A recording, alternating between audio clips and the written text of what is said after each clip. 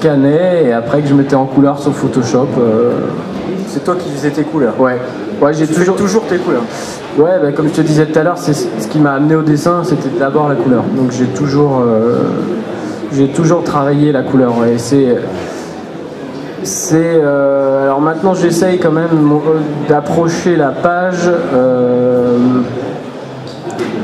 d'abord en tant que narrateur et dessinateur plus que coloriste. Et c'est vrai que j'avais tendance à une époque à avoir tout de suite une vision de l'ambiance et de la tonalité, de la réalité, enfin en tout cas des lumières, et du coup je servais ce propos-là avant même de servir l'histoire. Et bon, mais ça c'est un défaut de jeunesse. Maintenant je pense que je suis un peu moins dans le... J'essaye d'être moins dans la performance du dessin. Je triche peut-être moins. Je suis plus de...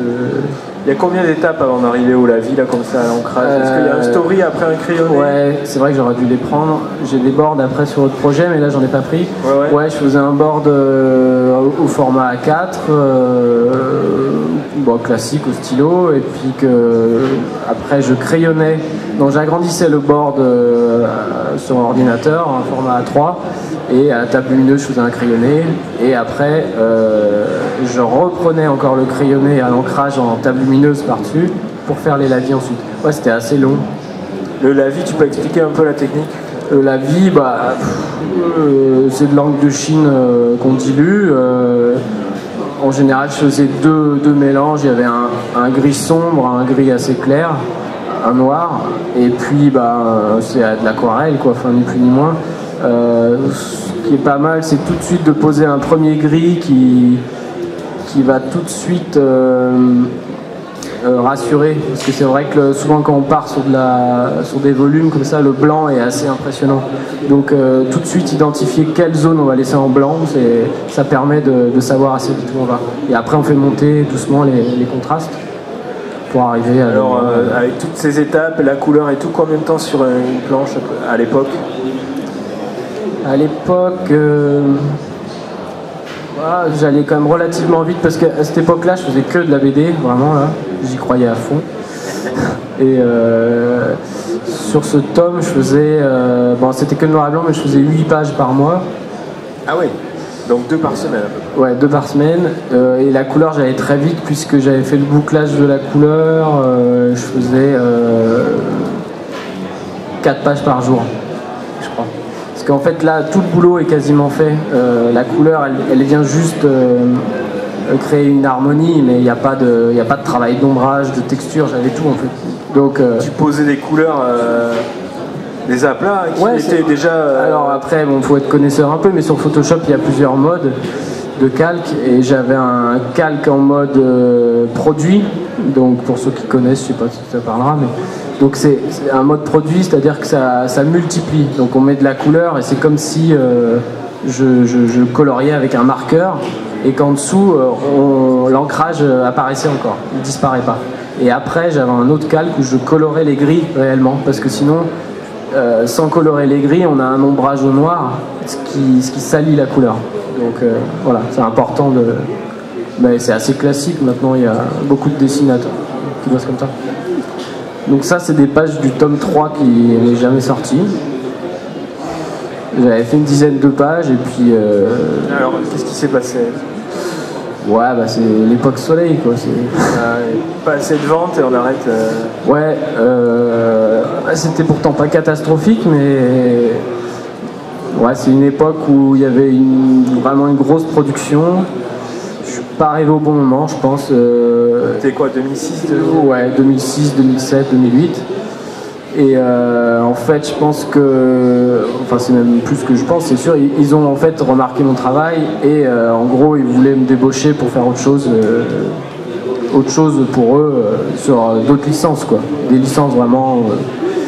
Plus installée, plus vendeuse. Ouais, voilà. Sauf que moi, c'était pas du tout ma conception du métier. Tu savais ce qu'ils voulaient... c'était bon, sans balancer. Bon, sauf que maintenant je m'en fous, il est plus là, le patron, mais ça tournait presque au chantage en fait. C'était que il fait pareil mais avec des joueurs de rugby. Voilà. Il me laissait terminer ma série en amputant quand même un tome, moyennant quoi je devais signer un contrat blanc, quoi. C'est-à-dire un engagement à faire un album chez eux de leur choix, quoi. Et ça, bon, j'avais beau crever la faim, comme j'étais intègre, et ça s'est pas passé, quoi. Alors bon, j'ai galéré après, hein, mais au moins ils m'ont arrêté un album à la 40e planche alors qu'on devait en faire 46, ils ont dit non finalement. Ah oui, donc tu sais ce que c'est. Voilà, ben c'était à peu près, c'était 2008 je crois. Ouais, ben voilà. La grande époque. Et est-ce qu'on peut voir des planches en couleur? Ouais. Voilà. Alors, voilà. Donc là, on voit les ombres, là, on voit la vie. Ouais, on voit la matière, voilà. Même si, mais c'était pas mal comme technique, mais j'y reviendrai peut-être un jour. Mais c'était un peu trop colorié, quoi. Il manquait de l'ambiance, il manquait un peu il manquait un peu de subtilité dans les ombres. C'était peut-être trop. J'aimais bien les côtés la vie. Il y a vraiment un côté traditionnel de l'aquarelle. Mais voilà, j'étais pas tout à fait content. Bon, après, ça allait bien avec le projet. Un truc super important là, ils sont pas, mais le placement des bulles, ça c'est hyper important. Ah ouais, ouais. Bah, tu les plaçais sur tes stories un peu un petit peu, mais pas énormément. C'est un truc qu'on n'apprend pas forcément et qui est une importance auquel on pense capitale, pas. Bien sûr. Après, ça dépend de la façon de travailler des scénaristes. Là, donc, je bossais avec Julien Blondel sur ce projet.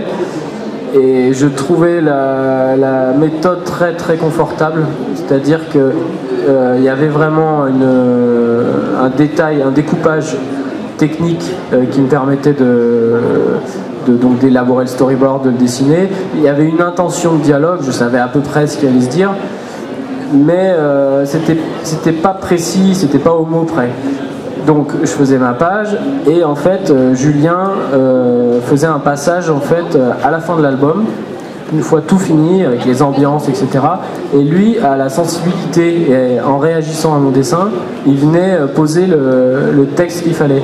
Et je trouvais ça super parce qu'il était vraiment respectueux à la fois du dessin, de ce que j'avais fait, et en plus on n'était pas dans